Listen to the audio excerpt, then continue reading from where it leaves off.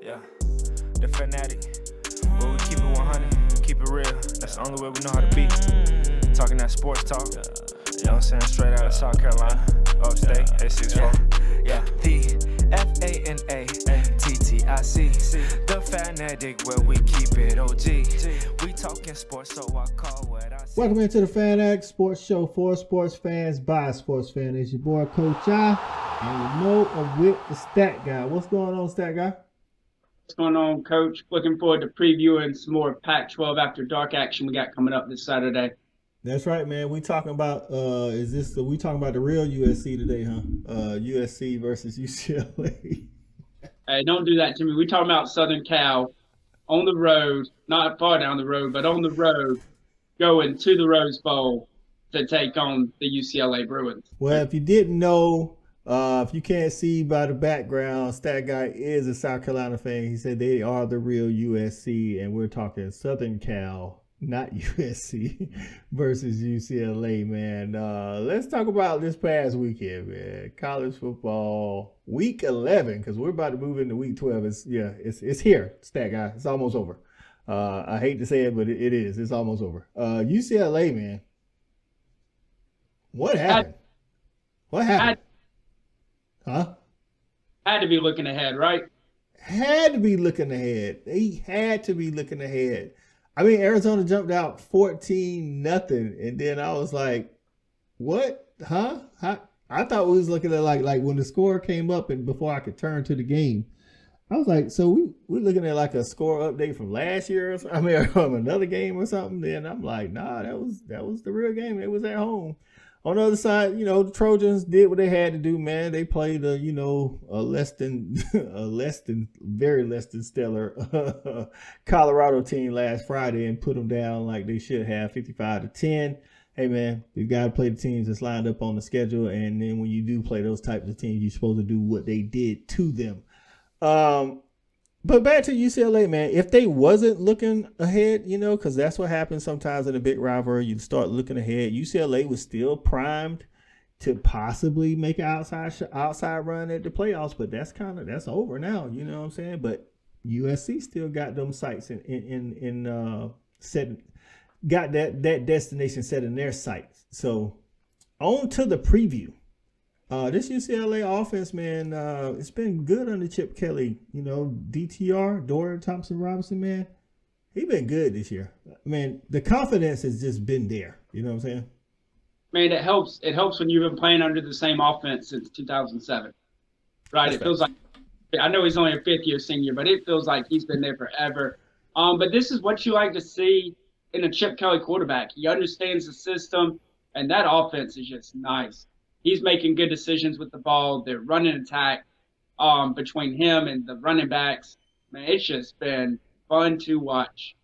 It has, man. But, USC hadn't been no slouch on defense. I mean, I don't think anybody thought that USC was going to – I'm not saying they're a defensive juggernaut, but they have definitely improved under Riley. And I think that's the last thing that people thought coming into the season was that the defense was going to actually look better than it did last year under Riley in his very first year. I mean, we all know about what he can do on the offensive side, but their defense hasn't been bad.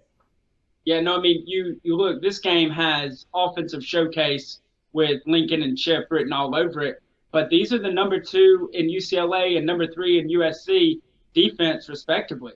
So in the Pac-12, so I mean, both of these teams cause turnovers. They don't give up a ton of yards. I mean, these are 2 very well-coached and well-performing defenses right now. So the USC Trojans defense, what they giving up on the ground? Because, UCLA is lethal, with DTR's legs, Chambernay, I think I might be mispronouncing that, hit the running back, his legs. Like, what are they giving up, the Trojans? Yeah, so they're giving up a game round. And that's going against UCLA rushing for about 40 a game on the ground. So there's a 100-yard difference there that somebody's either going to win or lose that battle. For sure.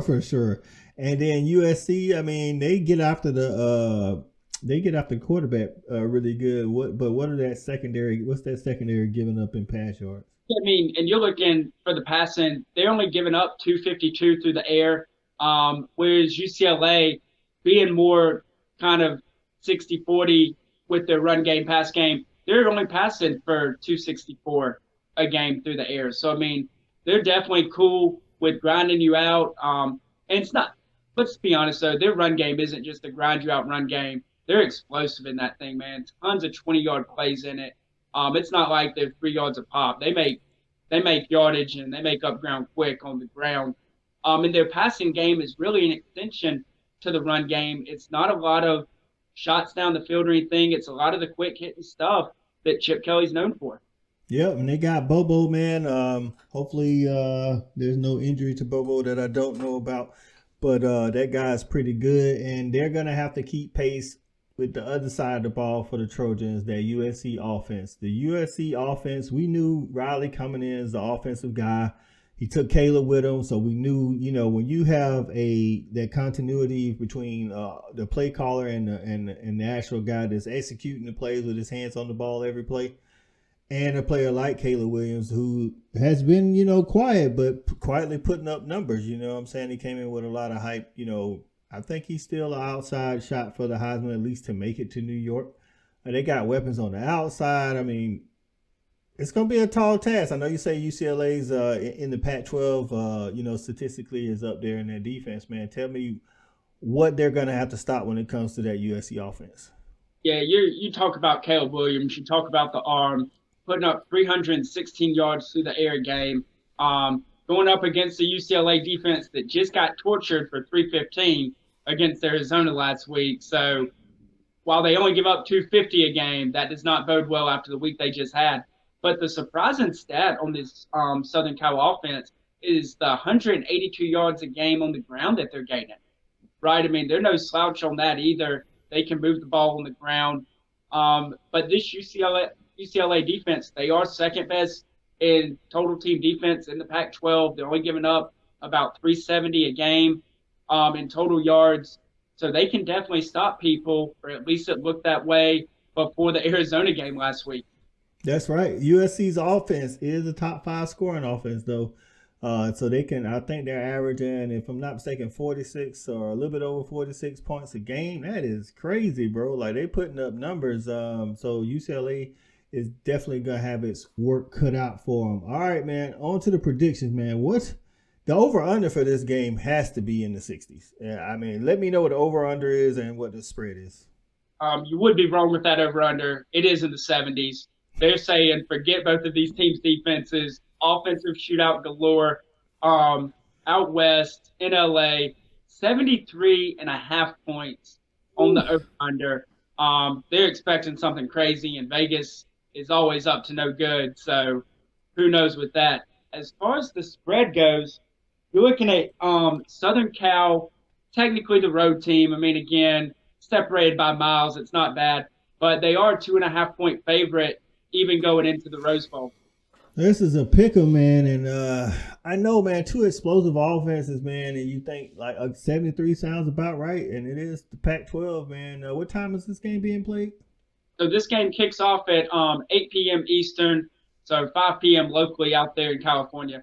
Ooh, the locals going to be juiced up all day. Oh, and like I say, both these teams have a lot to play for, man. The Pac-12 is still on the line, and with USC, they're still trying to have outside shot to get in the college football playoff, man. You know, if teams ahead of them should slip up or things go their way.